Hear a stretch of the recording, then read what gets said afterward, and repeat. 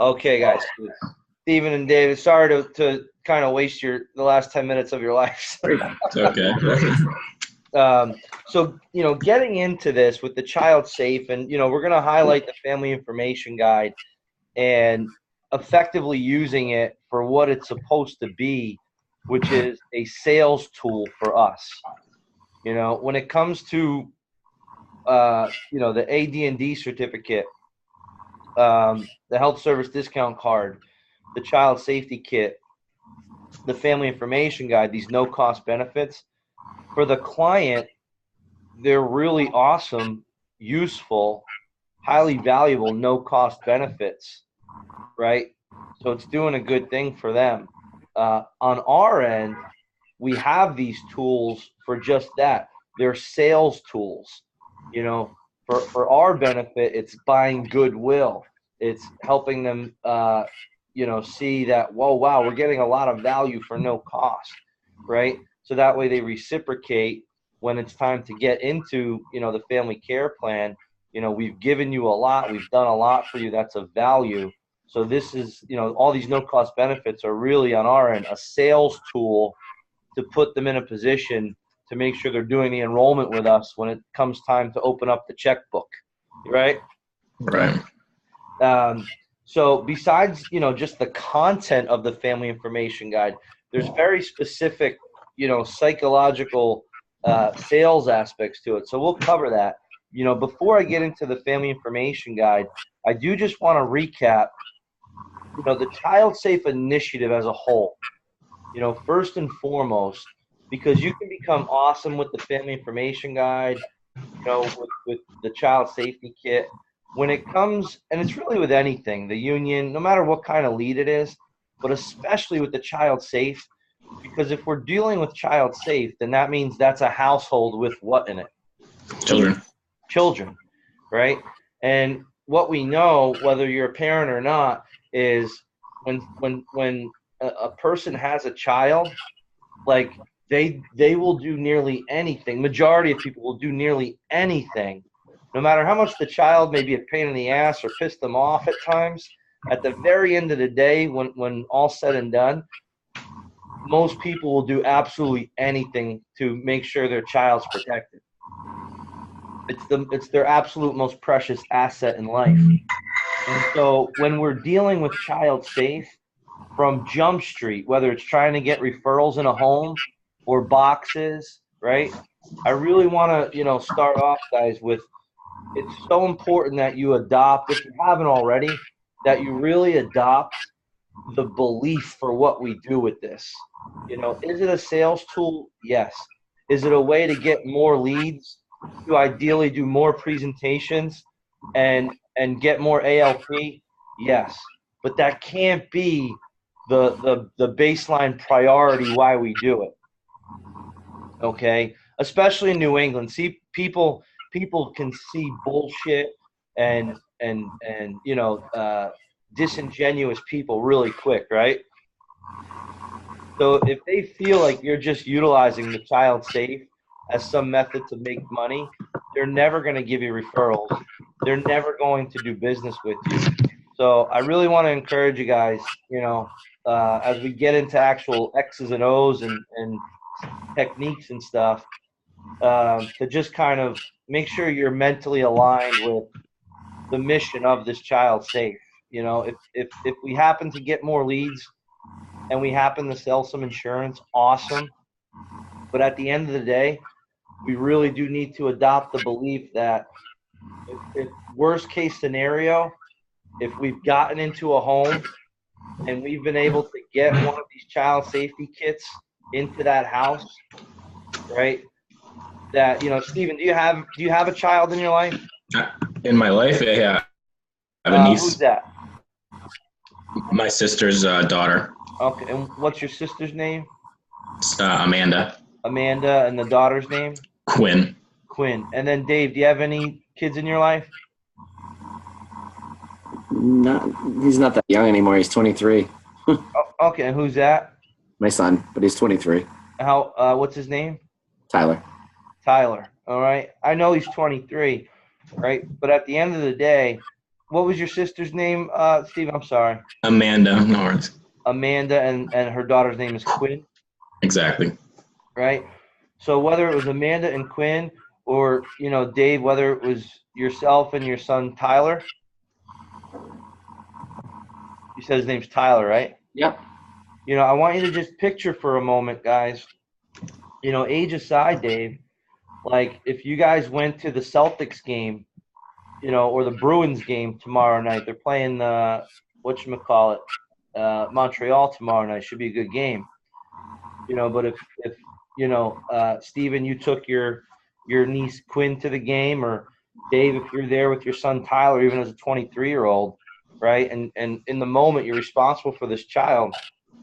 Like, we talk about it a lot, but I want you to really feel it and take it seriously. Like, if for one reason or another, Dave, like after the game, you got separated from Ty, and you can't get in touch with him. He's not answering his phone. Like, you don't know where the heck he is. No response. Nothing. At first you'd be like, all right, maybe he's getting a drink or whatever. But at some point in time, a half hour, an hour later, like, what would be going through your head? Oh, it's crazy. I've seen it. A friend of mine, their person they work with, he's 20, he's in his 20s, and he went missing after. Yeah. So I want you to think about this for you personally with Tyler, and I want you to feel it. Okay. And obviously you've raised a 23-year-old, so I'm sure there's been times in 23 years where you may have felt it a little bit, right? And Steven, for your niece Quinn, like, imagine you took her to the game and you went to get her a pretzel and you said, all right, like, stay here. And, and she wasn't there when you got back. Like, how would you feel? God awful, yeah. Pretty Right? awful, yeah. So again, the more we can personalize this and like really, again, adopt a belief in it and the importance of it, and we would know it and feel it ourselves, the more genuine and passionate and a higher level of performance and consultation we're going to be able to deliver to people. Okay? So just hold on to that. And remember, like, in that moment, if authorities got involved and authorities got involved, and all right, where was the last time you guys were together? Was he having, like, all these questions, and your head is just like, right? Yep. So really think about it. Like, that kit, the kit looks pretty trivial. It's a piece of paper folded 3 ways. But in that moment, like, how much would you appreciate and value just having that information on you? Yeah. Right? So don't forget that and hold that with you. All right? And this is the level to which I'll role play with people and clients in a home who aren't giving me referrals. Like, this is the depth I'll get into with them. Yeah. Okay? Because child safe, anything, right? You've learned it before. Sales is all about emotion. Mm-hmm. Emotion creates motion, right? And so this is real stuff. But unfortunately, just like car insurance, people don't really appreciate having it. In fact, they usually are kind of begrudging about having it until when? They need it. Until we have to use it. Then it's like, oh, all right, I'm glad I have insurance. If we were on the road today and you crashed into my $210,000 Bentley, you're going to be pretty glad you have car insurance. That sounds good. Do you use that in the actual presentation? I don't use it. I wouldn't use it as a staple. Yeah. But this is the stuff, like, if somebody's reluctant to give referrals or somebody's reluctant to buy at the end, you want to have your go-to moves that we teach you in training. Mm-hmm. But some of the best advice I would give you as, a professional and a trusted advisor is, at the end of the day, man, whatever you're feeling in your heart, let it out. Yeah, right. Exactly. Because that does sound really, yeah. And again, that's the odd thing about it for new agents. You usually don't feel anything in your heart. Everything's very technical. You're just worried about making a sale, making a paycheck, making a freezo. Right. You're not operating from passion yet. Right. You don't operate from passion about stuff until you become good at it. You know, Dave, when you first got into cooking, you know, and culinary stuff, like I'm sure you've had moments in the early beginning where some dishes were just freaking annoying to you, you know, or finicky. Yeah. But then as you get better at it, you know, you might start to actually develop an excitement to actually do it. Yeah. And that's how insurance is, man. Nobody's excited to sell life insurance when they first start. You know what I mean? Nobody's excited to go work in the frickin' Northeastern and talk to people about their funerals. Yeah. As you get better at what you're doing, and then as you experience things and as you hear stories from people, that's when you develop a real passion for it. And then, so yes, Stephen, like now in a home, if somebody's like reluctant to do something, I'll just start talking from the heart, Yeah. you know? So if you guys feel that, if you feel something in a home and you go with it, man. Right? I like it. It's better than just shutting down and being like, okay, I'll put you in for a call 2 weeks from now. You know Right. what I mean? I'd rather you just let it come out. And Yeah. this is a business. If you're here long enough, you know, I heard this 13 years ago when I first started. This is a business that if you're just here long enough and you make sure that you stick around long enough, you will have a moment where you're like, I got this. But you have to just do what you need to do to make sure you're just here. You know, and that's with anything. If you just do something long enough, you will get good at it. Right. You know, I started running marathons 2 years ago. I was like 60 pounds heavier. Like, if you asked me to run a block, I would have been like, screw you. But with running, it's just, again, you know, you start, when I first started running, it was like, it was a half-hour workout, and it was only 12 minutes of total running and 18 minutes of walking. And then eventually that 12 minutes of run, right, because it's a combination workout. You might run for a minute and a half and then walk for 3 minutes, right? And then eventually I'm running for 15 minutes, walking for 15 minutes. And then eventually you're running for 20, walking for 10. And then eventually you're running for 30 and no walking. And now that 30-minute run is 3 miles. And then that 3 miles becomes 5 miles. So with anything, like, as long as you mentally just stick with it, you're going to get good at it. You know? But it's very frustrating in the beginning. But getting back to the child safe, so it all starts with belief, right? Belief in the program, belief in the pursuit, right? But let's get into some X's and O's. The first thing I covered in the workshop yesterday after belief was you can develop an awesome presentation and an awesome child-safe presentation. Your presentation is meaningless. You're not actually what? Selling? If you're not getting into homes. Okay. The both of you, you can practice your presentation and have this really awesome presentation, but if you're not, bottom line, getting your knees under tables, you just have a really cool presentation that's going to waste. Yep. Right. You know? So that's where in the beginning, your ability to, one, really make sure you're looking to master your phone skills. All right, you're going to have a higher no-show ratio. With child safe and referrals, your no-show ratio is going to be even higher than it is with unions. Really? Because with unions, we have the contract. Like, I would not have your card in front of me to even come to your house unless your union signed a contract, mailed it to your house, and is part of the process. The last part of a union letter literally says there's several benefits of it. Have you guys read it? Mm. And are you, like, you should be using this in the house or on the phone if you need to, right? But The union letter, yes. it literally says, the last paragraph. No, that's not it. It literally says if you pull out your mandatory read-off letter, if you guys aren't using this in a home, make sure you start doing it today. It literally says, Stephen, the last paragraph, there's several benefits available. Please take a few minutes to listen to the AIL representative visiting you. Right. If they can help you with your needs in this area, please take advantage today. And if not, they're going to ask you to fill out your union officer report card.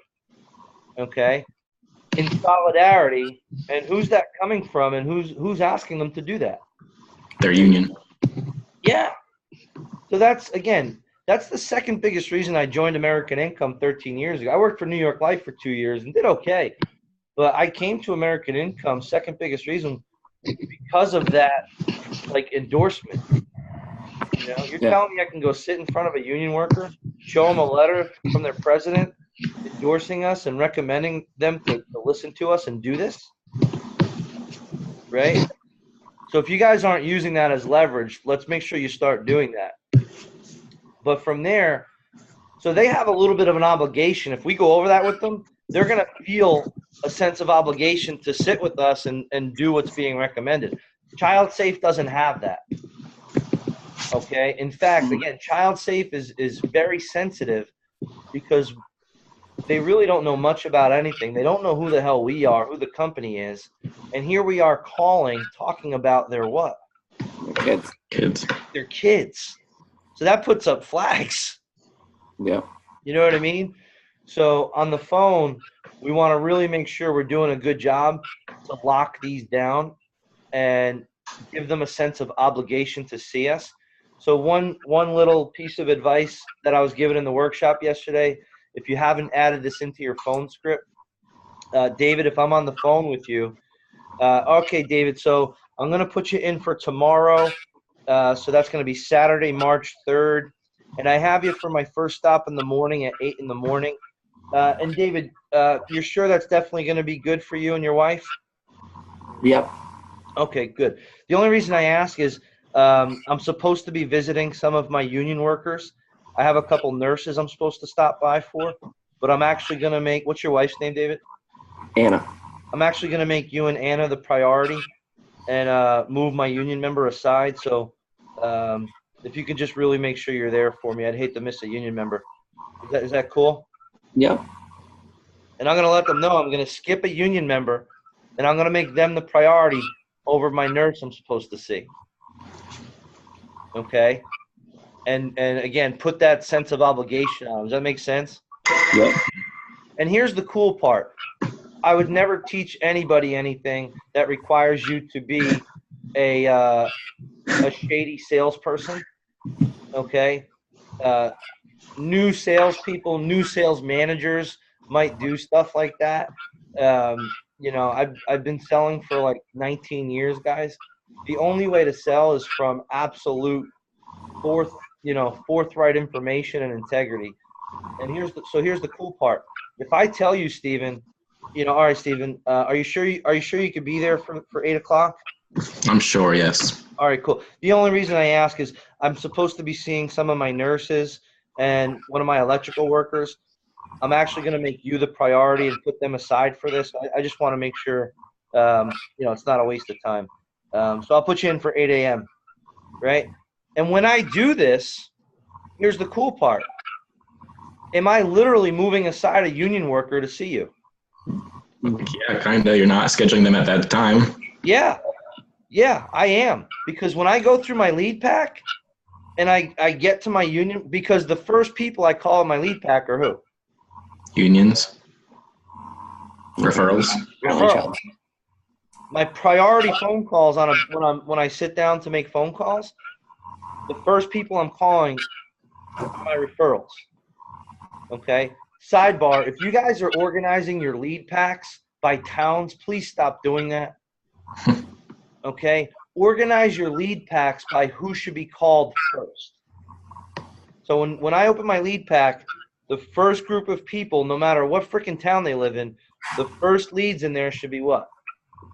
Your referrals. The referrals. Mm-hmm. That's why make sure you can collect your referrals on paper, but make sure you're getting your referrals into your laptop, okay, for 2 reasons. Actually, 3 reasons. One, It allows us to track what you're actually getting. Because Dave, you can tell me you got 35 referrals. I don't know if you did unless you put it in the system. Yep. Okay. And if you're not putting them in the system, well, when I check ClickView, right, it's going to show Dave has collected 0 referrals over the last 2 weeks, right? Yep. And then I look at Steven, and Steven's collected 42 referrals over the last 2 weeks. Okay? We don't look at sales. In your first 90 days, especially, Yeah. we're not, when it comes to lead management, if we're looking, all right, who needs leads, who we're going to pull leads for, that's what we're looking at. So if Dave submitted 0 referrals in 2 weeks and Steven's submitted 42 referrals, who's got priority over getting a lead pull? Steven. Steven. Okay? So make sure you're getting your referrals in the system. 2, when your referral goes in the system, it generates an accidental death and dismemberment policy for that referral and puts it on the record with home office. Mm-hmm. If it's not in the system, they're not legally, like, there's no actual record outside of the certificate you left that they have the coverage. Okay? Mm-hmm. And then 3, when you put your referrals in the system, we can print them out for you. Mm-hmm. And you can put them in your lead pack. Right? And again, so now when I'm calling my leads, the first leads I'm calling is my referrals. And so if I've booked my referral for Saturday morning, March 3rd at 8 a.m., my next leads are going to be my what? Unions. My unions.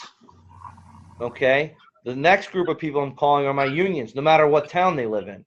Right? And so now if I'm calling an electrical worker, I'm not going to offer them Saturday morning at 8 a.m. because I already what? Give it to the referral. Yeah. So again, when I tell my referrals this and these child safe folks that, you know, David, I'm going to be, I'm going to be foregoing one of my union workers specifically to come out for you. Like, I mean that. And I'm a big believer, guys. It's so important to mean what you say and say what you mean. Mm-hmm. Mm-hmm. But any questions on that? No. All right. Can you guys see how that might help with your show ratios? Yep. Honestly, even the first week to this week, I've just felt like more genuine and like real with everything, and not like I felt a little, bullshitty in the first week, and now I've been trying to like prevent that, and I felt a lot better, honestly. Yeah, you're gonna feel bullshitty and salesy when you first start because you don't have anything else to say. Yeah, you don't have any experience stories yet. Yeah, right. From there, the next thing we want to cover before the FIG is, again, with any presentation you go into, whether it's a union, a child safe, a POS, any presentation that you have scheduled and you're about to do, when you're preparing, right? So on Friday, spend your morning preparing for your day, right? So I know I have 16 houses I'm going to tonight. All right. And so even at, let's say David or Steven, let's say you guys only booked 4 actual appointments for today. Mm-hmm. If all you have in your planner are those 4 appointments, you're set up for failure. Okay. Before you get in your car, I want you guys to have gone through your lead pack and picked 16 places you're going, inclusive of the 4 that you scheduled appointments with. Yeah. I see way too many new agents that they don't know where they're going until they're in the field. Like they went to their 4 o'clock appointment, got no-showed, and now they're looking through their leads. All right, where should I go? What drop-by should I do? And you're playing from behind now. Okay? Guys, we only have like a solid 6 to 8 hours to be productive in a given field day. So if you're waiting till you're in action to figure out where you're going next, you're losing valuable minutes. Because if you do that 6 times, that's a half an hour. That's a presentation. So before you get in your car, you want to know, all right, here's the 16 homes I'm going to tonight. So I'm going to go to my 3 o'clock. If they're not there, here's the 3 places I'm going. And then here's where I'm going after that. And so now every time you get in your car, before you even start your work day, if you already know where you're going for the day and you can see it and predict it, how much more confident are you Much more. than trying to figure out strategy in the field?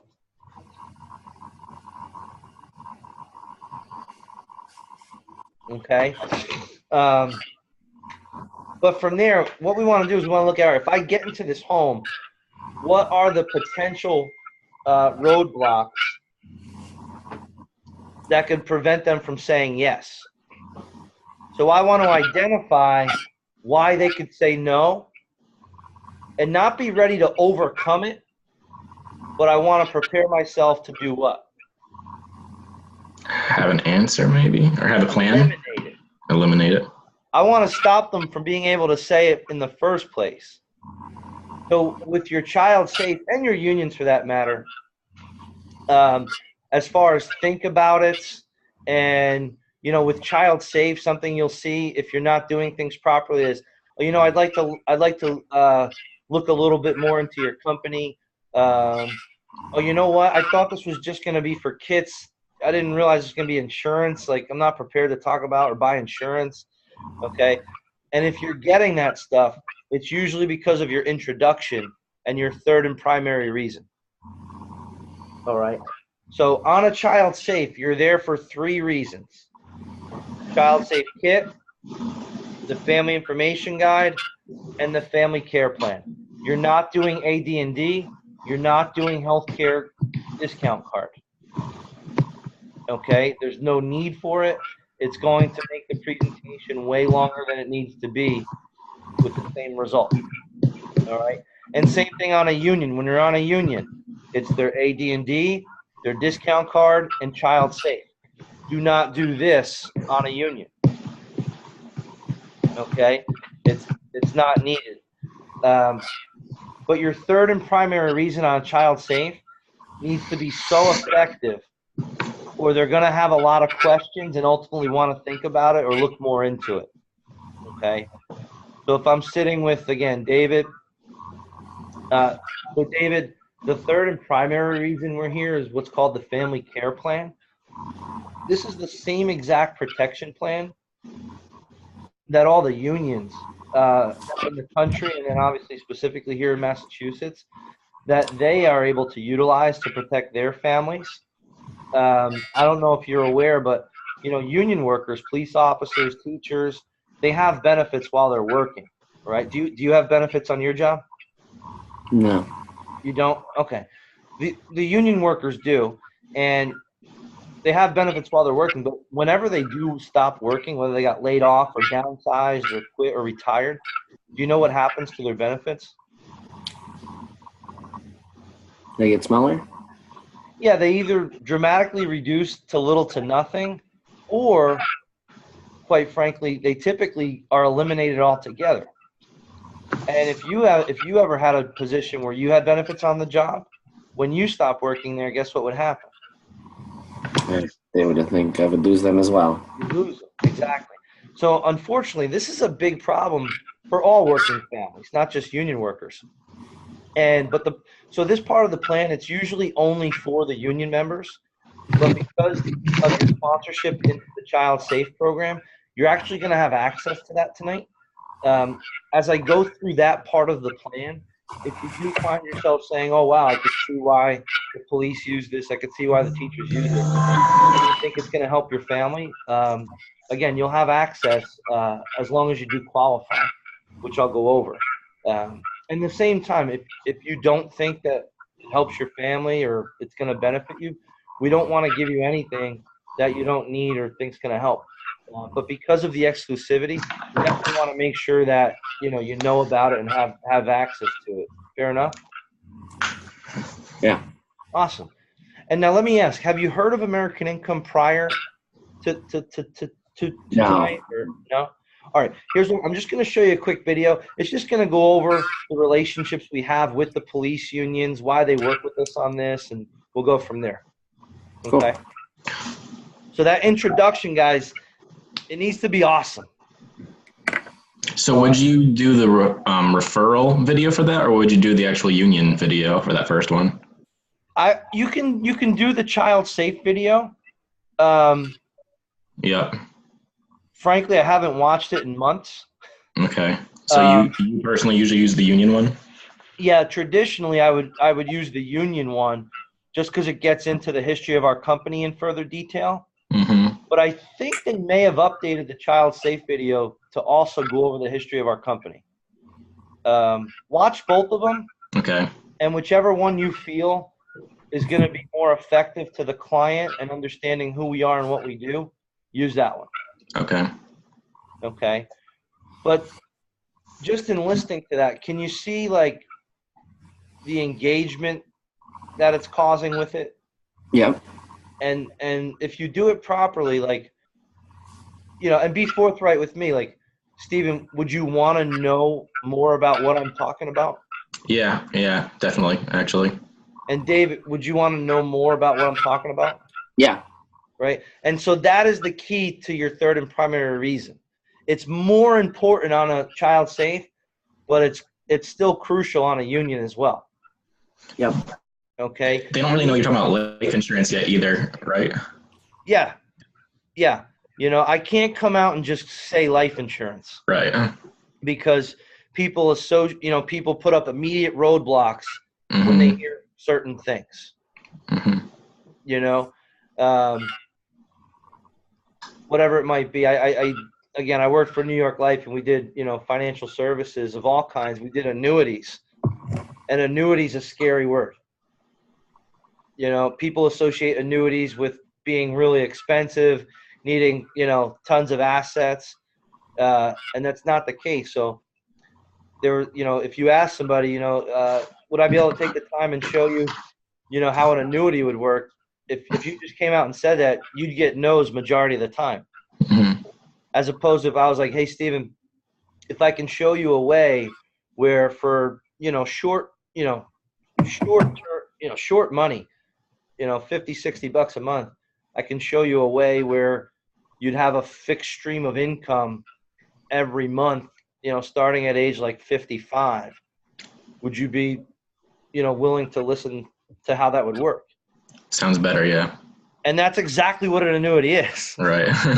Right. But if you say certain words, people make prejudgments and hurt themselves by not listening. Gotcha.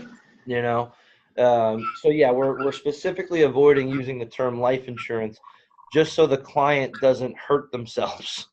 Right. You know, it's not to try to be misleading or anything, but just the opposite. We want to make sure they're giving themselves the opportunity to learn how to utilize this stuff without forming, you know, the wrong misconceptions and pre-notions and stuff. So again, if I were to do that again, so, you know, Stephen, the third and primary reason is what's called the family care plan. And this is the same exact protection plan that, you know, the police unions and the teachers unions, that they utilize to make sure their families are covered and protected. I don't know if you're aware, but union workers, they have benefits while they're working. Do you have benefits where you work? I actually don't have any benefits now. Okay. So that's a problem in and of itself. But, you know, union workers, they get benefits from their union.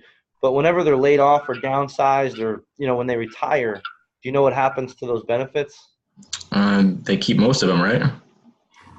You know, and I'm glad you said that, because that's exactly what a lot of the members initially think.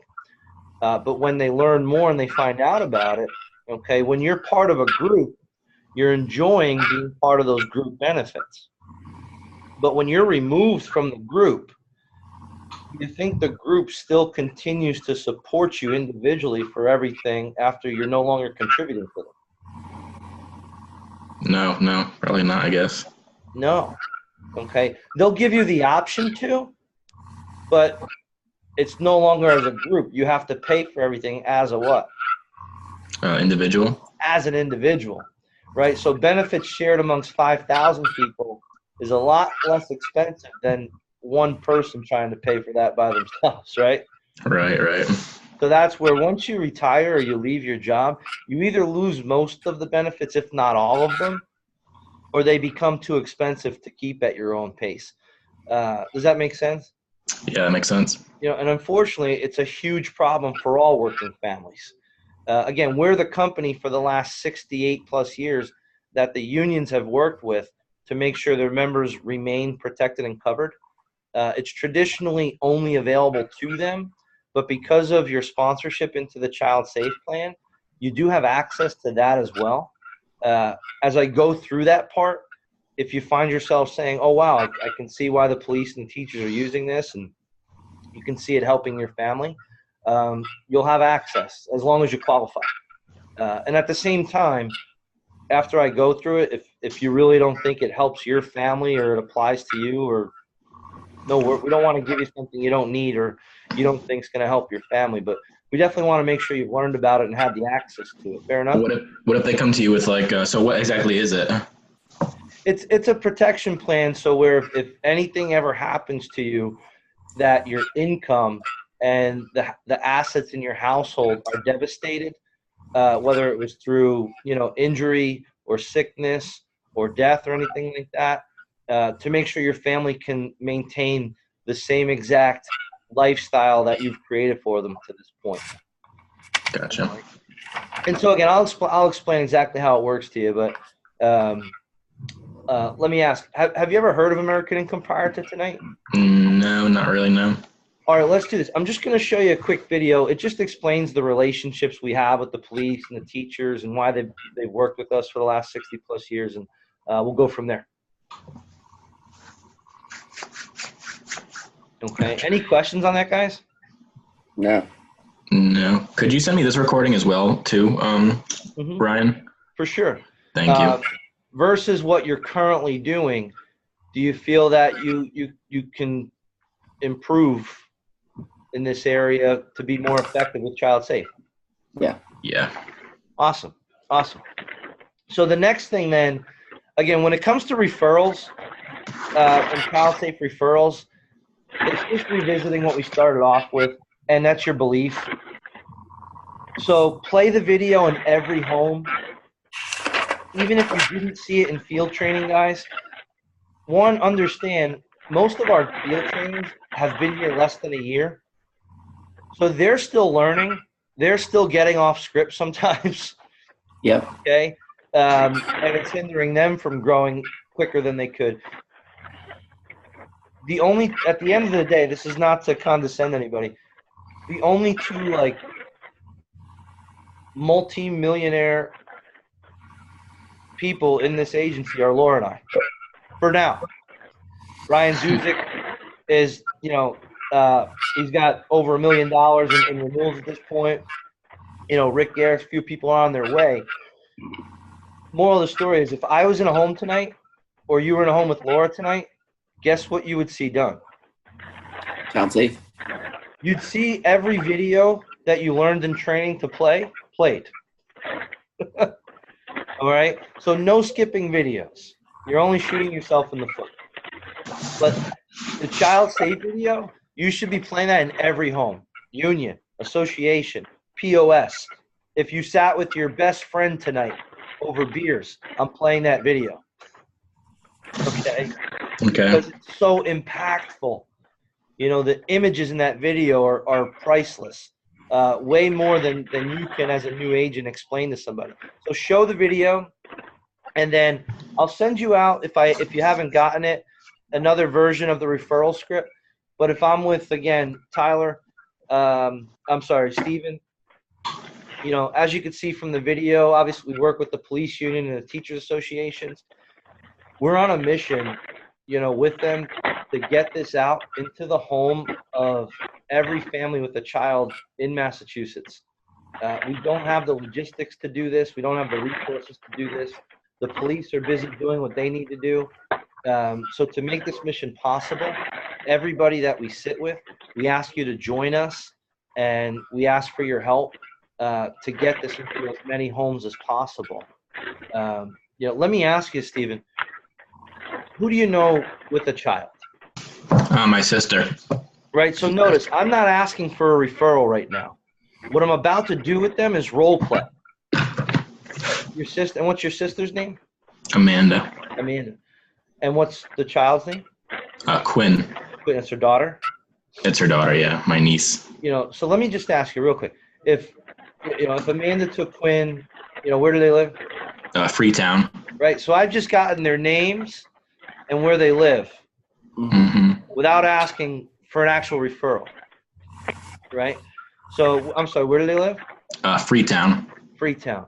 So let's say Amanda took Quinn to, St. Patrick's Day is coming up. I don't know if there's a parade down there, or, she took her to, some kind of spring carnival that's going to be happening. And either which way, they were out somewhere, and for one reason or another, she couldn't find Quinn.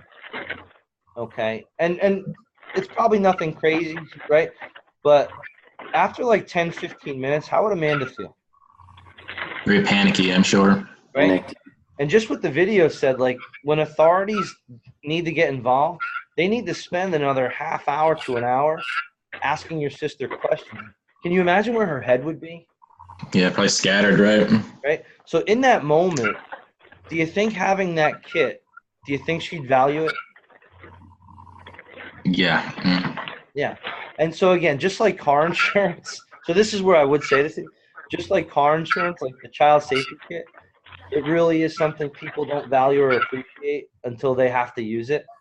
And it's better to have it and not need it than need it and not have it. And so we want to make sure we do our part to make sure people do have it. But it sounds like you think Amanda would value having one of these? Yeah, I guess she would. All right, let's do this. Let's get her down. And her daughter's Quinn, and you said they live in Freetown. What would be the best phone number to reach her on? Oh, jeez. All right, so you can grab your cell phone, and if you could do me a favor, I'm actually going to send you a text message. You can call her now. I'm going to send you a text message. If you can forward that to her. Kids are a very sensitive topic, obviously. So just when we reach out to her, we don't want her to be like totally unaware of what this is. Does that make sense? Yeah, that makes sense. So I'm going to shoot you a text message. If you could just make sure you send it to her, whether you do it now or that'd be awesome. Okay? All right. And then who would the next person be that you think would value that in that situation? Probably my Auntie Lisa. Awesome. And to make things easier, what we could do, Stephen, all my clients traditionally do this. Grab your cell phone real quick. Right, so I'm not asking. I'm instructing everything. Do me a favor. Grab your cell phone real quick. And here's what I have all my numbers do. Start at the A's, okay? And just go through the A's real quick. And just, again, kind of picture in your head, if somebody in the A's has a child and they went missing, can you see them appreciating having that in the moment? All right, so who's the next person in the A's you think? Let's see. So see what we're doing here? Mm-hmm. And again, it's no longer just some cheesy strategic sales tactic. Like, this is real stuff. Right. And so again, if you guys can practice this, believe in it, get behind it, and then become proficient at actually executing it, you'll never get less than 5 referrals in a house. Okay? So if you do, let's say on a shitty week, you do 8 presentations, David, and you collected, on average, 5 per house. 40. That's 40 referrals, right? That comes Sunday, that's 40 people you can call on Sunday afternoon to begin setting up your week so that you're not strapped here till 9 p.m. on Monday night trying to book up. Okay? And if I texted 40 of those people, how many do you think are going to proactively already be involved in wanting to see me? 10. Right? At least 10. At least 10. That's a very conservative number. Okay? So, but think about that math. How better do you feel about your success now? Yeah. And not only that, but you're literally impacting lives. you know, and it sounds cheesy, but it is what it is, man. And so again, I'm really passionate about this part of the deal, guys, because I built my business on child safe. You know, I created I think it's the best market in our business. You know, POS are awesome. Unions are awesome because the sales are usually bigger. You know, we just renewed the IBEW Local 88, which is out of Rhode Island, but most of their workers are on the South Shore. Their entry level guys are getting $37 an hour. You know? So when you sit with those union workers, that's why I fight like hell to sit with those union workers. The plans are usually pretty sweet, you know. But and this is not saying ever focus on one thing, but in a given week, if I'm proficient and I know I can get a union member signed, and I know I can get at least 1 to 2 referrals signed, and then a POS, like I know I could do 3 to 4 deals a week before I even make my phone calls. Like I'm operating from a high level of what? Confidence. Confidence. And there's 2 ingredients required to be successful in sales: confidence and enthusiasm. And they go hand in hand. The less confidence you have, it's hard to be well. I can hardly hear you. This phone. You're not confident. This phone is kind of distracting. Okay. Let me see if I can do this. Perfect. Mute. I'm not sure who that is. All good. So yeah, with referrals, I'll send that out. But any questions on referrals? No.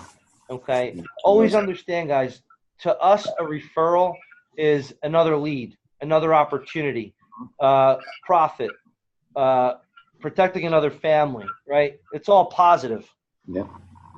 To the client that you're asking to give you that referral, them giving you that referral to them is one word at that moment. And what is it? Protection.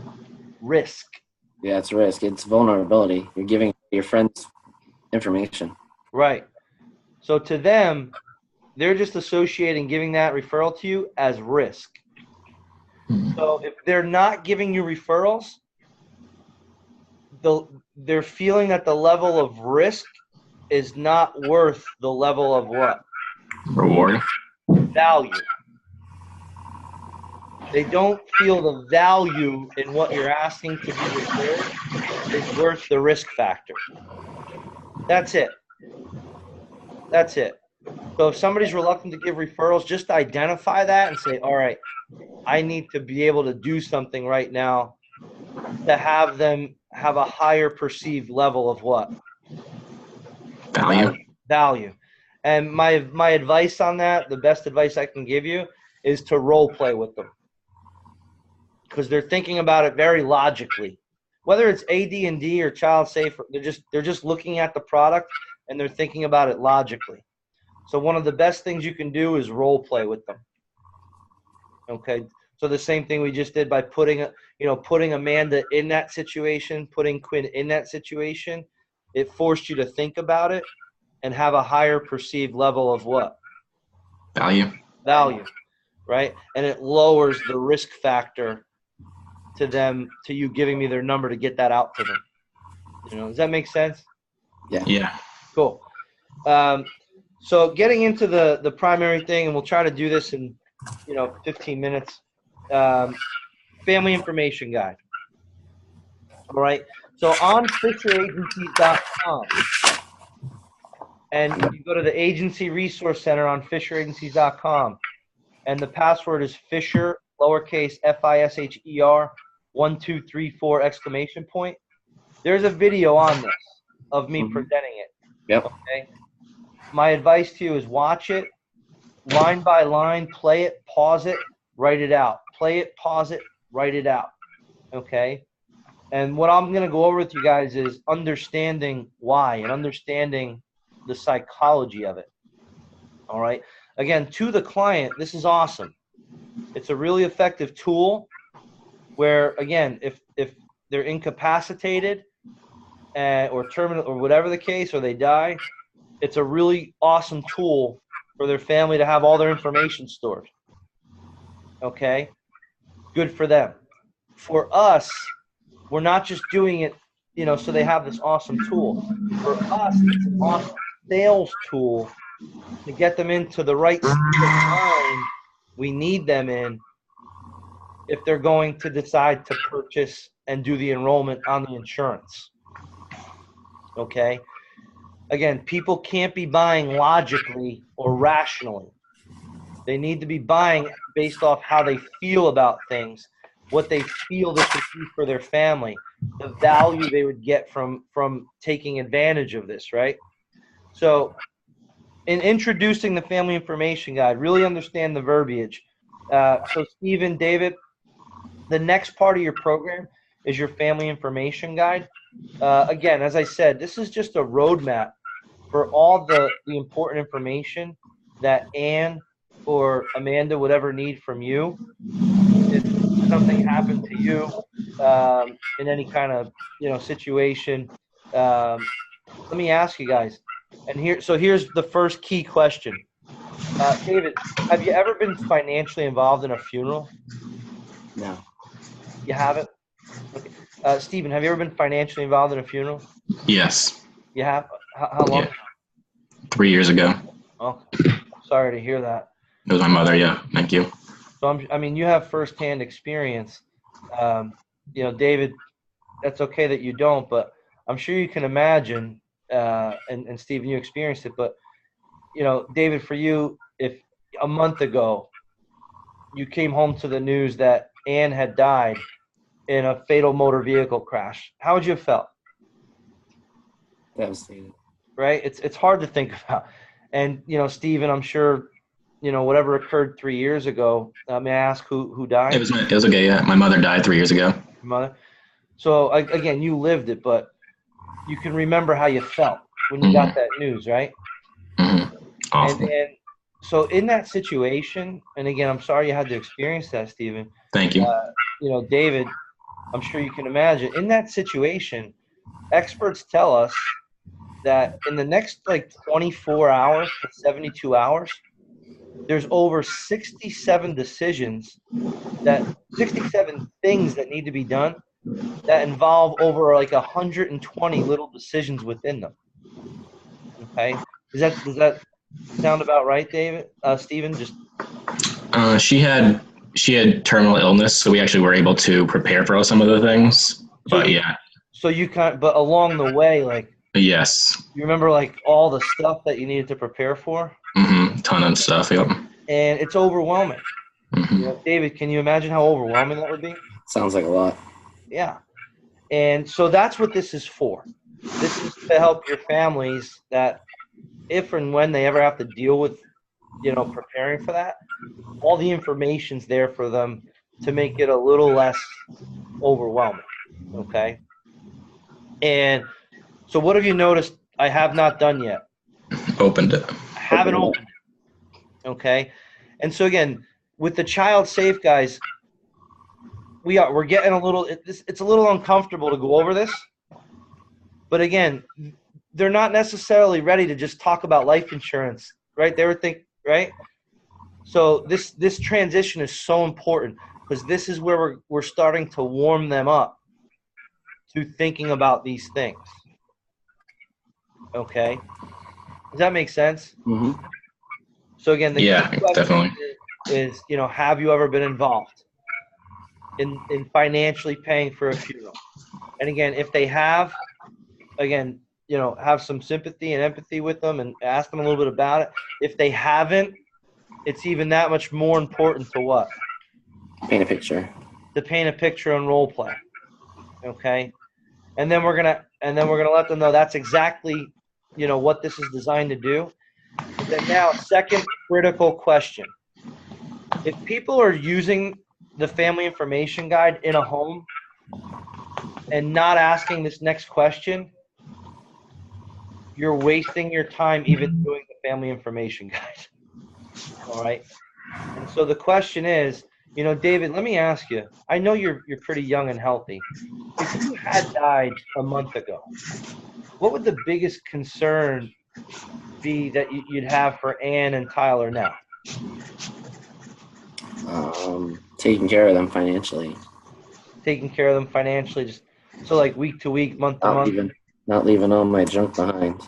Okay. So I mean, like basic living expenses, and then Yeah. some debt and stuff like that. Okay. And that's pretty much what most of the members also let us know. Steven, let me ask. I know you're young and healthy, but if you had died a month ago, what would the biggest concern be behind your family now? Yeah, probably my dad paying for my funeral. Okay. This is going to make sure that's taken care of. You know, that's what a lot of members say, the same thing. This is going to help make sure that's taken care of. So guys, that question and follow-up is really the crucial transition to an effective family information guide. So what was the question? If you had died a month ago, what would be your biggest, I missed the last part. What would be the biggest concern you'd leave behind for your family today? And when possible, personalize it. You know, Stephen, I don't know who your beneficiary and stuff like that is. Again, David, you let me know your wife's name's Ann, your son's name's Tyler. So, see how, like, I personalized it. You know, David, I know you're young and healthy, but you know, if you died a month ago, what would the biggest concern be that you leave behind for Ann and Tyler today? And then whatever the answer is, you know, that's what quite a few of our members have said. This is going to make sure that's taken care of. And so we're pointing to the information guide and letting them know what? But this is going to take care of it. This is going to make sure that's taken care of. So again, now how are they looking at this? As valuable. Guys, think about the question we're asking and the answer they're giving. They're literally telling us what the most important thing in the world to them is. And we're letting them know this is going to handle that. That's pretty intense. Yeah. So to what level of interest are they going to be following you now? Pretty high. Okay. So again, make sure you practice. It's probably the first time you're being exposed to this at this level in clarity. So make sure you're really like, after, you know, beyond today's call, like you're practicing this and becoming proficient with it. So this is going to make sure that's taken care of. And now we're going to open it and get into it with them. Okay. So the first section is your vital statistics and historical data. So the bullet point on this is all the information your family would need to make a death claim and any life insurance claims. So again, we're warming them into mentally thinking about what? Life insurance. Life insurance. So that way when we get past all this and we get into the, you know, need for life insurance video, it's not just like out of the blue. We're warming them up to the topic. Okay? So the first section is your vital statistics and historical data. This is all the information that, you know, Amanda or Ann or Tyler would ever need to make a death claim, for a death certificate or a life insurance claim. Okay? Veterans information. Ask them if they were a veteran. If so, thank them. Reinforce if they know what they're entitled to. Okay? If they're not a veteran, just go by. Do you guys know what veterans are entitled to? No? All right, I'm going to send you, let me make a note of it. I'm going to send you the link to the Veterans Benefits website with the page that goes over the details of this. Okay, thank you. Okay. Laura's father, you know, we buried Laura's father in December of 2016. Sorry to hear that. Thank you. And then her mother 92 days later. Ugh, that's awful. You know, but Laura's father was a former Marine. Not only was he a Marine, but he was a government worker. He worked for Boeing, building military helicopters for 52 years. And do you know how much life insurance he got from the military and from Boeing?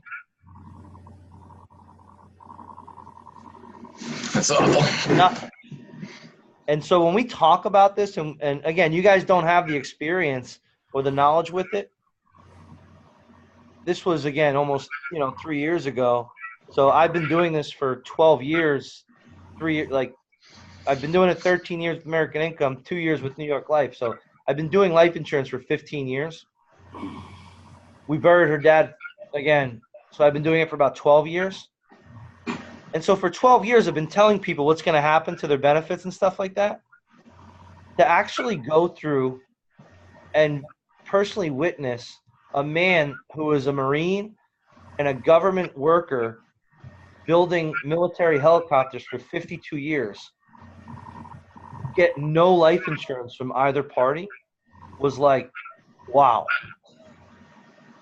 So that's real shit. Okay, but I'll send you the link about it. Right now, in a nutshell, they get like $375. They're entitled to a military burial at a military funeral cemetery, but those are like very selective. So the nearest one for her father was an hour and a half away, and so her sister didn't want to have to drive an hour and a half to see dad. They don't pay for anything else. He got a gun salute, flag, and a letter from the President of the United States. Outside of that, everything else was out of pocket. So, and he didn't have a viewing. He had in his will, he didn't want a viewing. He didn't want anything to do. He wanted the cheapest pine casket we can find. And so talking to you just in real terms, at minimal expenses with no view stat, it was still over $13,000. Okay. And again, thankfully, Laura and I have done pretty well financially where, we were able to pay for that. But guess who had to ask us? I mean, they didn't really have to ask us, but like, she has two brothers and a sister who, like, in no way, shape, or form could contribute to that up front. And so when your dad just died and you can't help it all, it doesn't feel very good. So again, all stuff that I don't expect you guys to know. I mean, again, Steven, you have experience, so obviously and some of it resonates with you. But again, the more you go through stuff, your belief level and passion level just really goes through. But long story short, I apologize. I'll send you guys that link. It's okay. The tangents are good. Okay. And it's true. I do feel very passionate about it because of what I've been through. Straight up, just honest. Awesome. Persons to be notified.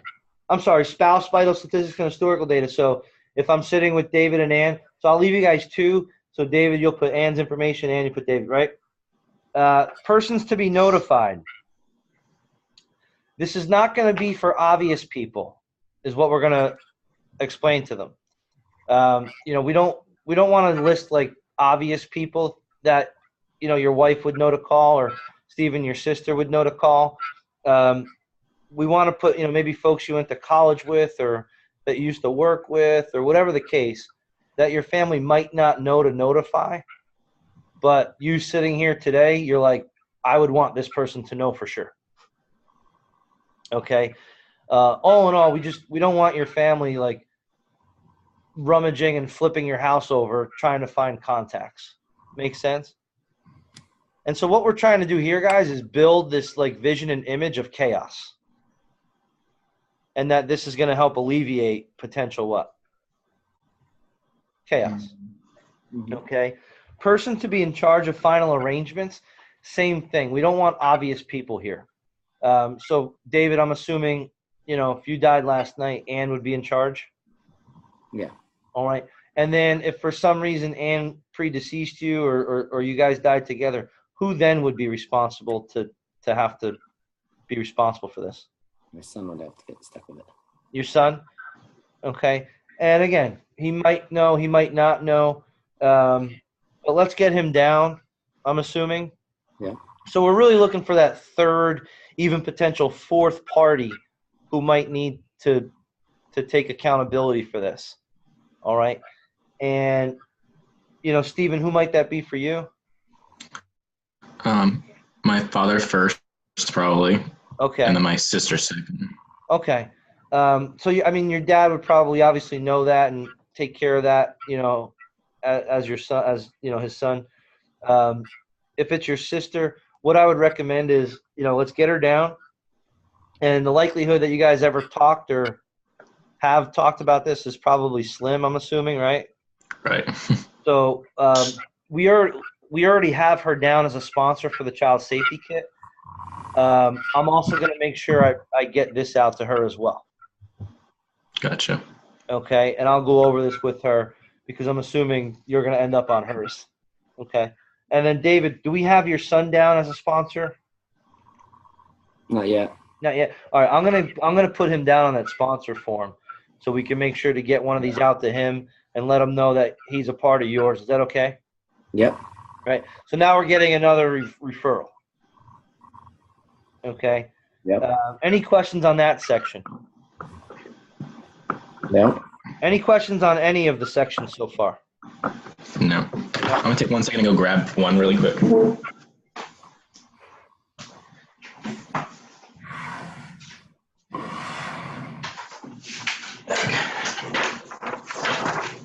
Thank you.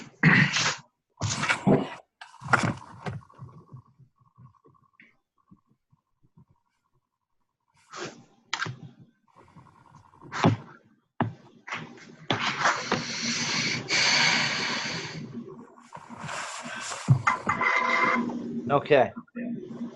Last will and testament. Common mistake I'm seeing is agents, so the next section is last will and testament. Do you have a will? All right. That's a common mistake and a logical one. All right. What we're trying to be here, guys, is professional advisors, right? And professional advisors, professional salespeople, right? You guys are rookies right now. It takes about 10 years to become a certified professional at something. But we want to try to pursue that and behave like one now. We don't want to ask them, do you have a will? All right. That's a very amateur question. We want to be assumptive. We want to put them on a pedestal, assuming that they've been responsible, that they've done certain things in their life. So what we're going to ask them is, David, when's the last time you've updated your will? Never. Okay. Stephen, when's the last time you've updated your will? I don't have a will. Okay. And majority of people are going to say that. So we've asked them, when's the last time you've updated it? So we've let them know that on a scale of 1 to 10, our expectation of them is a what? 10. 10. And if they can't live up to that expectation, how do they feel? 2. Right? And people like to live up to the expectations others set of them, especially others they trust and admire, right? That's why, again, when we're younger, if we have buddies that I know for me in high school and in college, I can clear a 30 rack of beer, in a day. And I used to be proud of that because my buddies would be like, oh yeah, you know what I mean? And they'd pump you up, right? And so that you had this like pedestal, right? And it's stupid what we do because of expectations people put on us. Thankfully, I've relieved myself of that expectation. But again, moral of the story with our clients, we want to put them on a pedestal and let them know here's what we expect, what they've done, who they are, where they've been, and people want to live up to that, right? So if they don't have one, right, they're gonna sit there feeling like, oh man, all right, I should get one, right? So when's the last time you've updated your will? Now, if they do have one, which is the ideal answer. All right, so awesome to hear, David. So again, here you're just going to list, who prepared it, okay, who the attorney is in charge of it, the executive or the executrix on it, all right, the relationship, their phone number, where you keep it on file. And then down here, I have a living will. Let's do this. I'm going to check that off now. We're going to check off yes. That's actually what this is. Okay, Stephen, this is an official living will for yourself, and I'll let you know how to make sure it's official and legal, okay? So that's if they have one. If we ask them, so David, when's the last time you updated your will? Never. Never? You haven't updated it or you haven't done one? I haven't done it. Okay. Any reason? Bad planning. Okay. And so with that, guys, like, any reason, and then we train you guys in the proposals and the needs analysis, how much whole life, how much life insurance do you have? Nothing, right? We don't ever want to be like over dramatic about that. Like, oh my God, any reason? Okay. And the reason unless you could do it without seeming like you're acting. But again, just what I said before, like people will see through sales bullshit. Mm-hmm. So if they can tell like you're trying to like pull their strings, they're gonna call you out. If I'm being genuine, like, so David, when's the last time you updated your will? I haven't. I don't have one. You don't have one. Okay. No. And any reason for that? No. Never got it. Never did it. Haven't gotten around to it? Okay. Yeah. And, unfortunately, that is a common answer. I want to just really kind of help you understand the urgency behind this. Other people have told me, like, I have time or I don't have any assets, or it's so important that you get this done, David. Because if we're going over this, guys, what type of presentation are we doing? Child safe kit. Right. So we know that what's in the house? Kids. Children, right? The reason this is so crucial to get done, David, which if you understand this, I'm sure you'll get it done. And again, if we're doing a child safe with children, they're usually under 18 in the home, right? Let me ask you, just going back to, if you had died and, both you and Ann had died, who would you want Tyler to be taken care of by?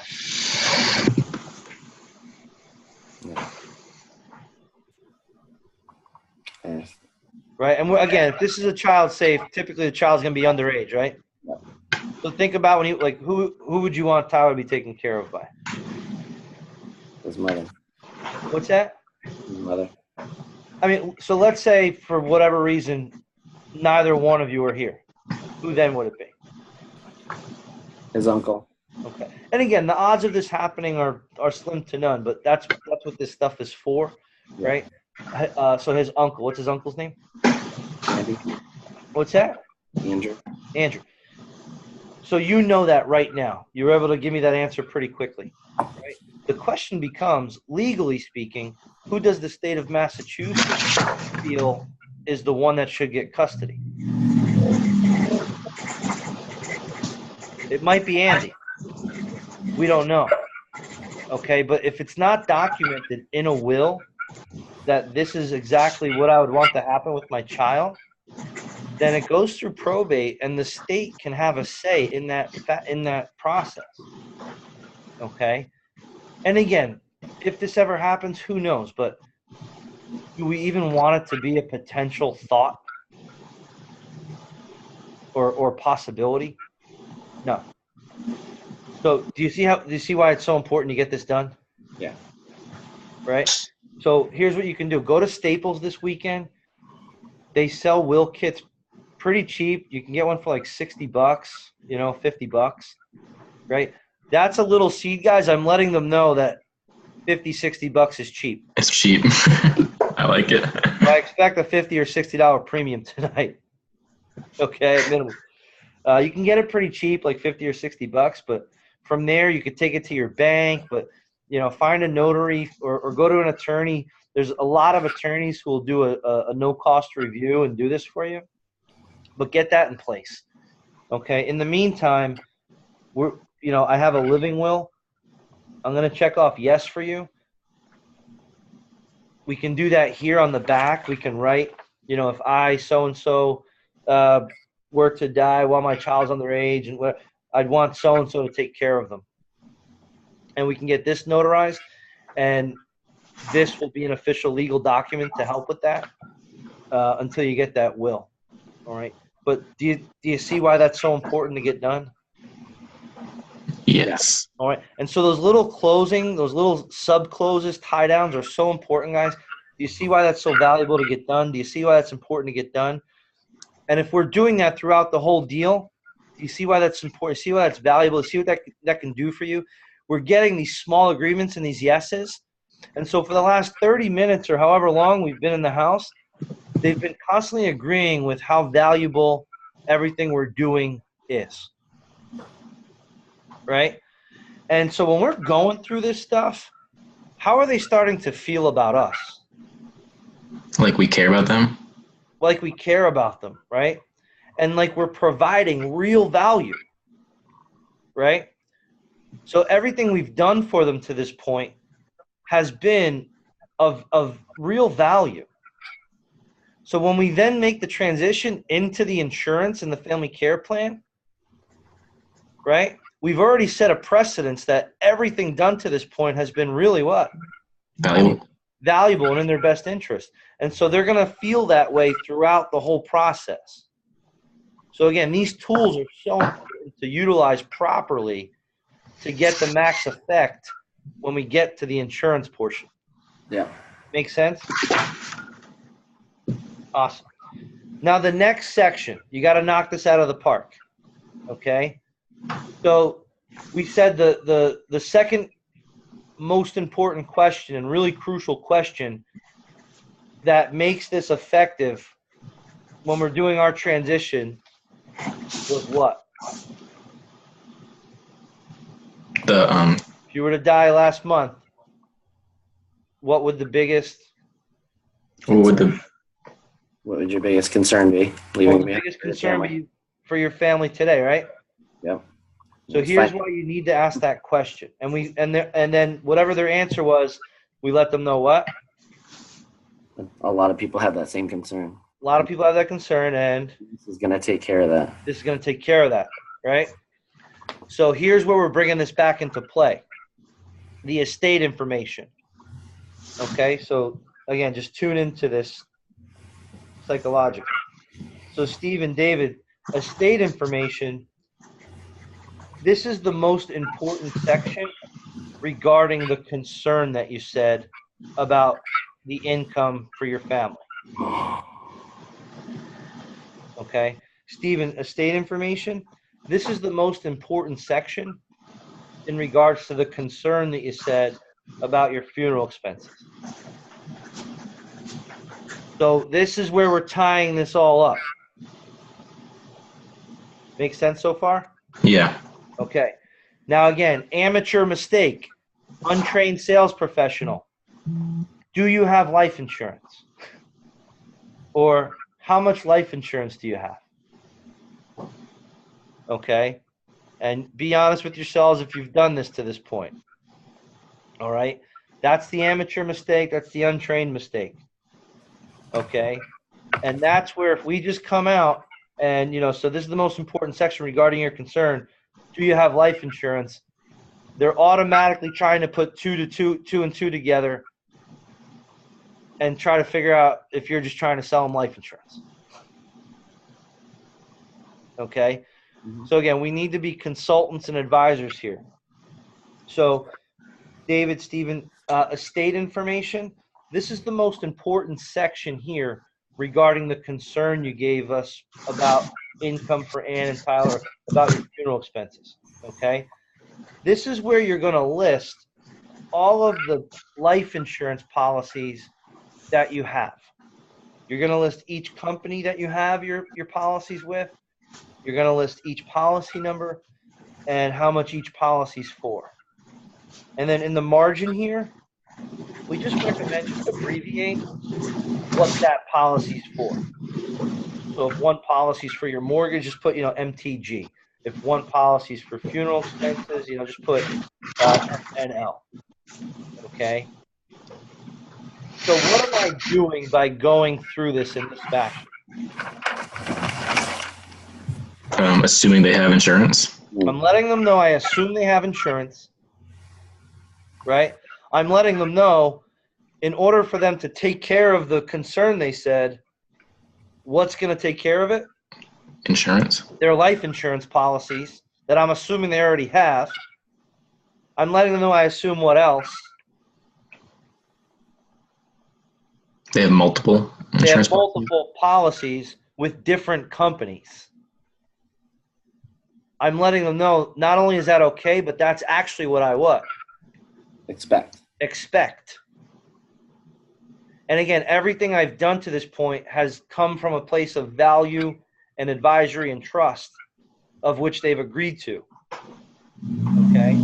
So understand that psychology, guys. So, Stephen, David, next section, your state information. This is the most important section on here regarding the concern that you said you'd have as far as your income for your family and funeral expenses. This is where you're going to need to list all the life insurance policies you have, each company that you have it with, each of the policy numbers, and then how much each policy's for. And then in the margin, just abbreviate what it's for so your family knows like what you intended the money to be allocated towards. Group coverage, again, anything you do have through the job, certainly list it. We do leave it blank just because of what we said before. Once somebody stops working, what's going to generally happen to that coverage? You lose it. They're going to lose it. And so we don't ever want to leave our families under the impression that this money's definitely there. Okay? If it is, cool, but we definitely don't want them relying on it. Does that make sense? It does. Cool. In fact, 97% of all life insurance proceeds that are ever paid out come from policies that responsible parents, like you guys and us, owned and controlled themselves. Now, another problem, however, is have you guys ever seen like the back of the Sunday paper or this website called findmassmoney.gov? Okay. Yeah. Every year, over $500 million, $500 million of insurance proceeds go uncollected. People like you who are responsible enough to have life insurance for their family, but then they didn't know about it. They didn't know who to call, where it was, what the company was. And it either went to no use, because after a year, do you know where it goes? To the state. To the state, right? So for that reason, again, especially since this is your biggest concern, you said, let's just get this done now so it's documented and we know it's taken care of. Stephen, who's the first company you have your coverage through? I don't have any. I don't have any actually. Oh, you don't have any coverage with anybody? With no one, no. Okay, and any reason for that, or? No, I never really thought about it. Okay. So as far as the concern that you said before, like that'd be a pretty big issue. Yeah, it's a pretty big issue. Okay. Well, we can certainly, I can show you some ways and options that, you can fix that, and if it makes sense, cool. But so as of right now, there's nothing, right? Correct. All right. So the next section then and then I'm just gonna move on. Okay. I'm not gonna be a piranha. All right. I'm just gonna state the case, acknowledge that. All right. So that would be an issue then, right? All right. I can, possibly show you, a few different options, if you want to see how to take care of it. Right? So I'll throw that out there. But we're not here to sell insurance at this particular moment yet. Make sense? Yes. Okay. So if I go through that one more time, so David, the next section is the estate information. This is the most important section regarding the concern you would have and in Tyler's income. So this is where you're going to list all the insurance policies that you have. All right. Each of the companies you have them through, each policy number, how much each one's for. And then in the margin here, just put what it's intended for. So if you have one of the policies you've done is for your mortgage, maybe just put MTG or MORT or something. So your son and your wife know to allocate it towards that. Group coverage, certainly list it. We do leave it blank just because of what we said before. Once you stop working somewhere, what happens to that money? You lose it. Yeah, it goes away. So we don't ever want our families thinking that they can rely on that, but still list it so they can see if they are entitled to anything. Make sense? Yeah. Now, 97% of all life insurance proceeds come from policies that folks like you and I own and control for our families. But let me ask, have you ever seen the back of the Sunday paper, or have you ever heard of the website findmassmoney.gov? Right? Yeah. Most of that is insurance proceeds that, responsible folks like you had it, but then the family didn't know about it, or they forgot about it, or they didn't know what company to call. And after 1 year of going unclaimed, do you know where the money goes? To the state? Yeah. And we pay the state way too much money in taxes and stuff while we're alive to let that happen. So especially since this is the most important part to cover that concern, let's just get this taken care of and filled out. Who's the first company you have coverage through for them? No company. You don't have any? No. With anybody or? No. Okay. And any reason or? Never really looked into it enough. I always Okay. think I have more time. Okay. I've had a couple other members who, that was kind of where their head was at. Obviously, with the concern, you could see how that would be a potential issue if something already happened. Yeah. All right. I can show you, I could definitely show you some options that we may be able to help you with, but we'll see if it makes sense. The next section, and then I'm on, right? Now, if I ask, David, so who's the first company you have coverage with for them? And they say MetLife, right? So now I'm going to, okay, great. Do you know that policy number? No. Why don't you do this? Take a few minutes, go grab it, right? Because that's going to give us an opportunity to do a policy review for them, right? Yeah. If they don't know where it is or they don't want to go grab it, don't put too much pressure on them. So, all right, here's what you should really do, David. Once I'm gone, or just call them and ask them to expedite a copy of everything out to you. Because just imagine this, if you have the coverage, but you don't know where it is or how to go about doing anything right now. Again, if you died last month, can you imagine what Ann and Tyler would have to do? Can you imagine how crazy they'd go? Yeah. Right? It would suck. So make sure you do that. Do you know how much it's for at least? 50,000. 50,000. Okay. And so when you did that coverage, what was your intent for that? What would they need that for? Just any expenses they had. All right. Whatever. So just general income help them out. replacement. Yeah, just to help them. So we'll just put INC or income replacement, and then definitely discuss this with them so they know. Does that make sense? Mm-hmm. And so, what's the next company you have your coverage with? Nobody. Nobody else? Nobody else. Okay, so just the 50 grand? Yeah. All right. And so that would last them maybe a year worth? Probably a year, yeah. All right. Well, the next section, David, and then I'm moving on. Cool? Yep. Any questions on that, guys? I know that was in depth. Would you ask term or whole life or anything like that, or just go right along? I wouldn't at this point. Mm-hmm. I wouldn't. And even in the needs analysis, at the very end of the day, does it matter if the coverage, it does matter in the long, the scheme of things, but in the upfront importance, does it matter if it's term life or whole life? I guess not. No. No. What really matters about the coverage? You're gonna spend it. It's gonna be spent. Yeah, what we really need to know and what matters is what is it for? Okay. Okay. So whether they have a $250,000 of whole life or term life, if I let that become a variable to whether or not they need to do business with me, I've just made it a variable. At the end of the day, it doesn't matter. If they have $250,000, whether it's term life or whole life, what I need to know and what matters most is, Stephen, what do you what? Right. What do you need that for? Why did you do it? What's the intent? How long is it going to last? Gotcha. And then if it's term life, that's just bonus material. Mm-hmm.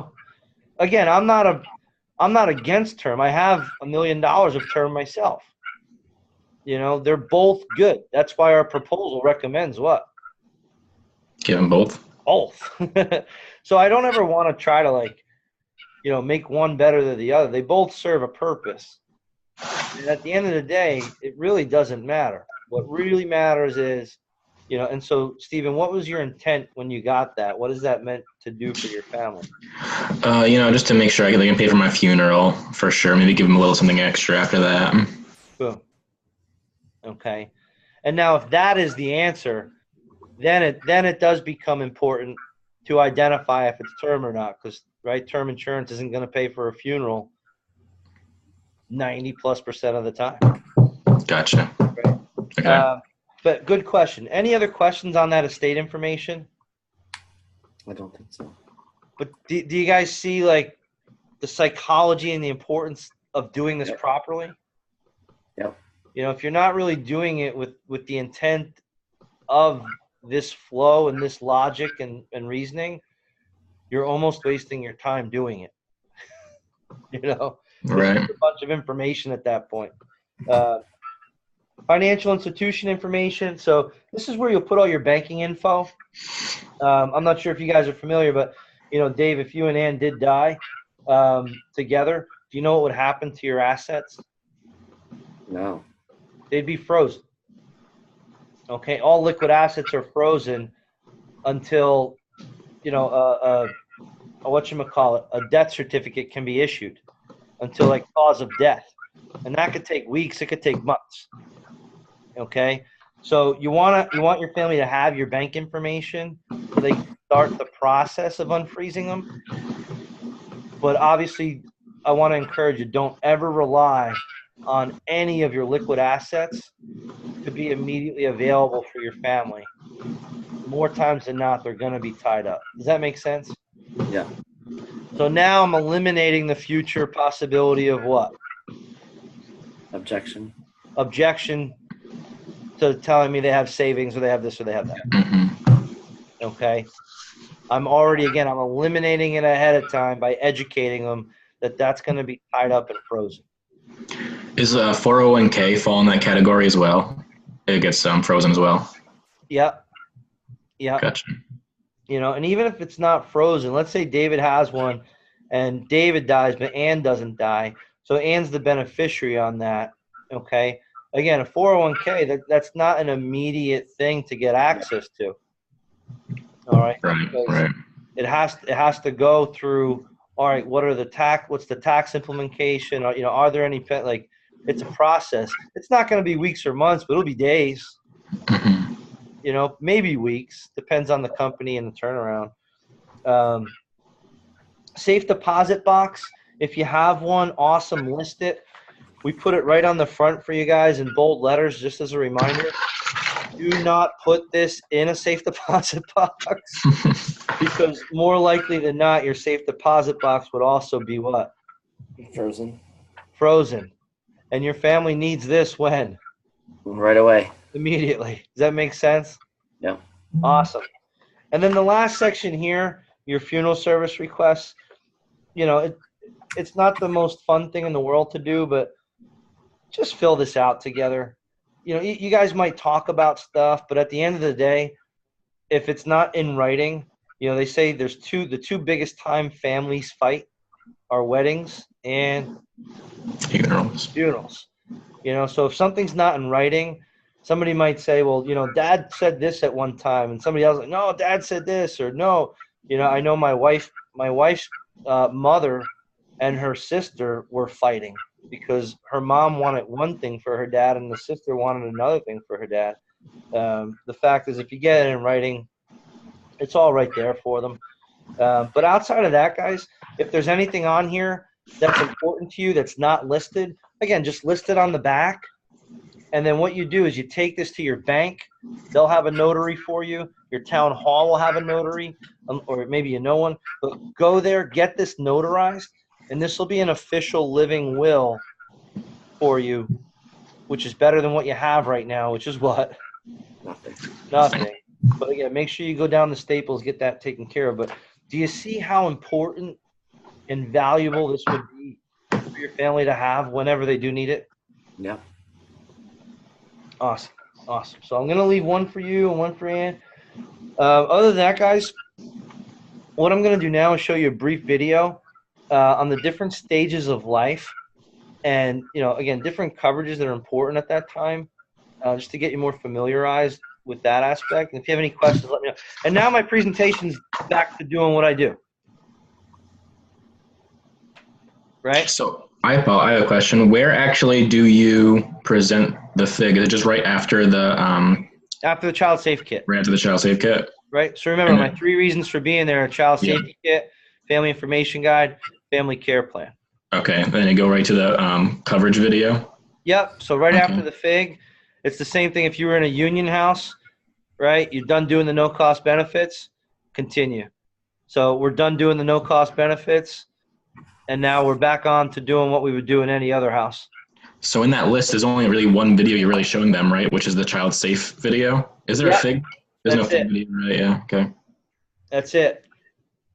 Gotcha. Perfect. Yeah. And then after that, you're transitioning, and now your presentation is, again, the same thing you'd be doing in a union or anything else. Okay. Make sure you're using your mandatory read-off letter, both the video and the physical. Okay. In every home I'm in. So if it's a child safe, when I get to the read-off letter, so David, this is what's called the mandatory read-off letter. What this is simply stating is all the programs I'm going to go over with you on a voluntary basis. All right. So same thing we let our police officers know. If it makes sense and you want to protect your family with it and you see the need for it, like most members do, again, you'll have access tonight and we can take care of it tonight. If not, no worries. What we'll then do is we'll have you fill out what's called the Union Officer Report Card. And this is just going to help us get feedback to the police union about the benefits. And so we know what to do to improve it and whatnot. Either which way, we do need you to make a decision tonight. It's really difficult and unfair to come back 2 times for every single person we ever see. Does that make sense? Yes. And then this here, David, this is the actual read-off letter that the police officers and teachers receive. And so I just want to make sure I go through this with you as well. So you'll see the letter comes directly from, the vice president of their association. And there's 2 things we want to make sure we point out. One, once the program's been explained to you, they believe it's the most valuable program you'll ever see. And then same thing, just down here for efficiency purposes, they do ask that if you do see the need for it, to just take advantage of it today. All right. And then we're moving forward. And so, guys, you should be doing that in every house, whether it's a child save, a union, an association. Make sure you're using your physical read-off letters in addition to the video in every house. It's literally a written testimonial that this is the most valuable program you'll ever see, Stephen. And they're asking you to take advantage today if fit your niche. And we have agents out there, possibly you guys, not utilizing that amazing sales tool. Right? Right. It's such a huge tool towards eliminating, think about it. You know? But outside of that, guys, it's 12:50. Any questions on anything?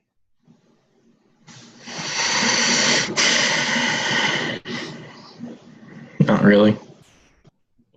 Cool. Yeah, not right now. Well, so hopefully you guys have some good notes.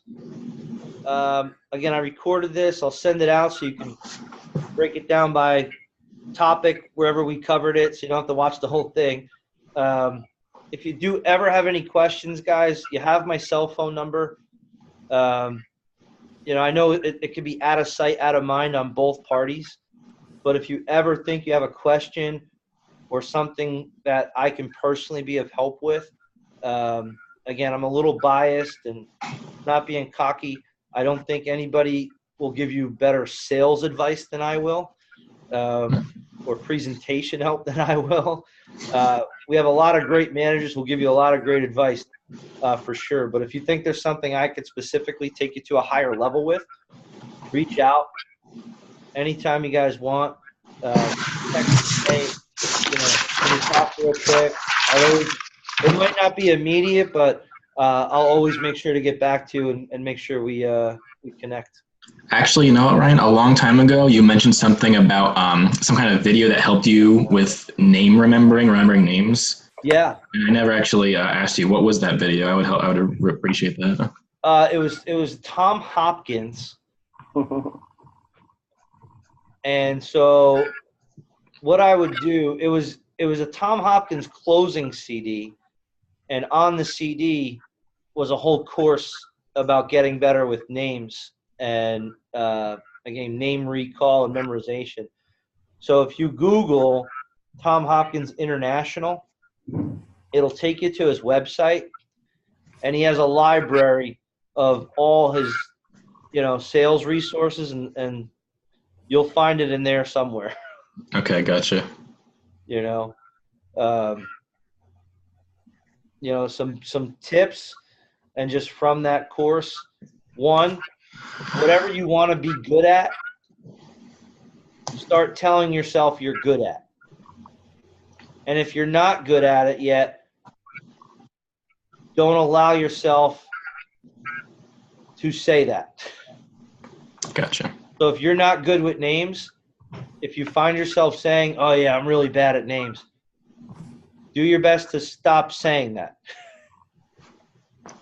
Or if you're struggling with referrals, like, yeah, I'm not good with referrals. The first step to getting better is to stop what? Saying that. Stop saying what you're not good at.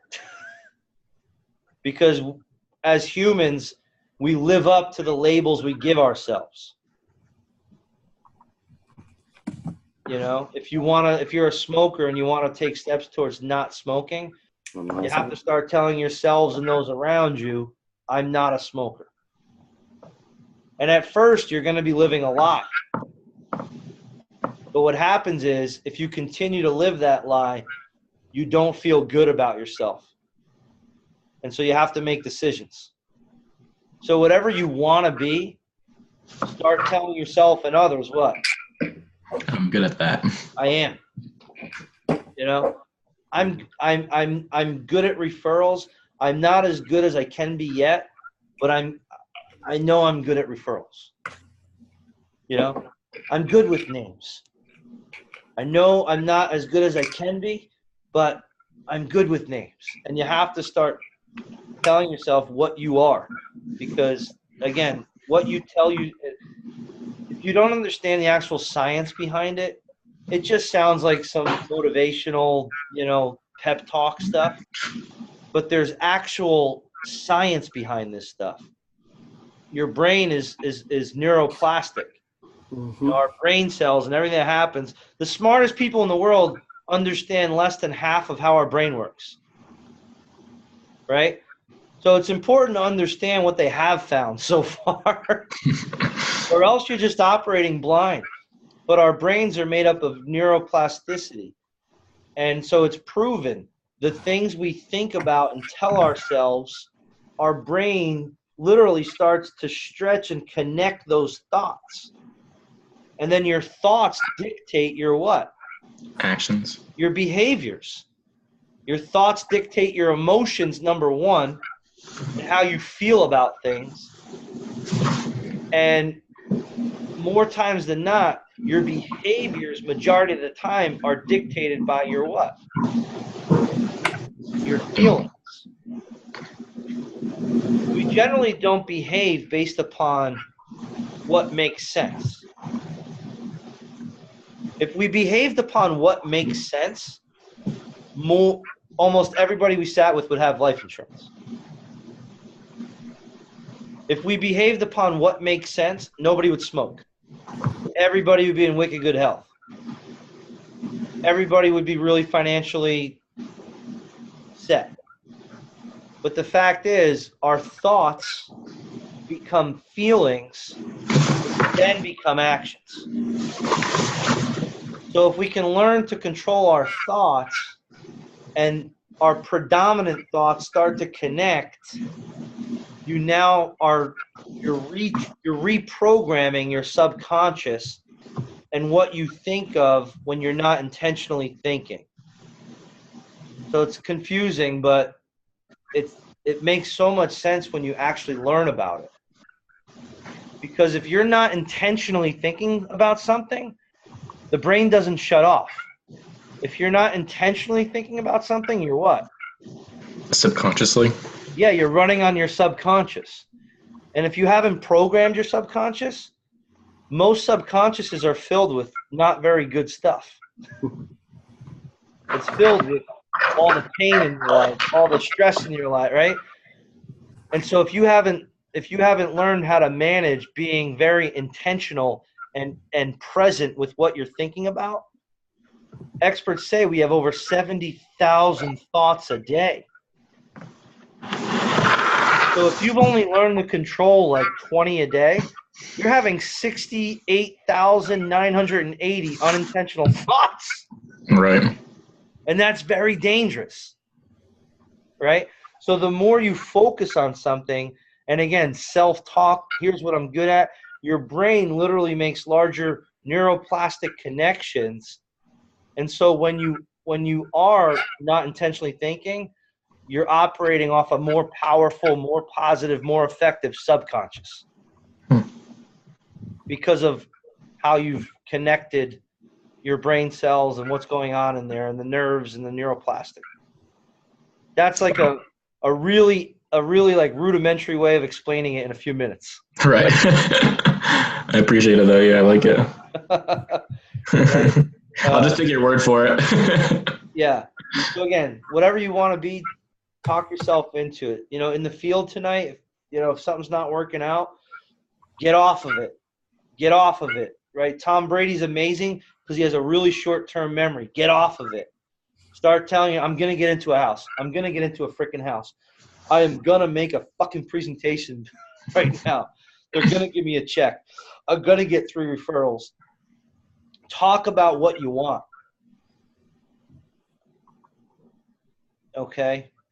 And again, from there, go learn about the science of it afterwards. But other than that, guys, it's 12:58, so we'll wrap this up. Again, if you have any questions moving forward, call me, text me, email me. With the name thing, Stephen, also, make sure you say people's names back to them often.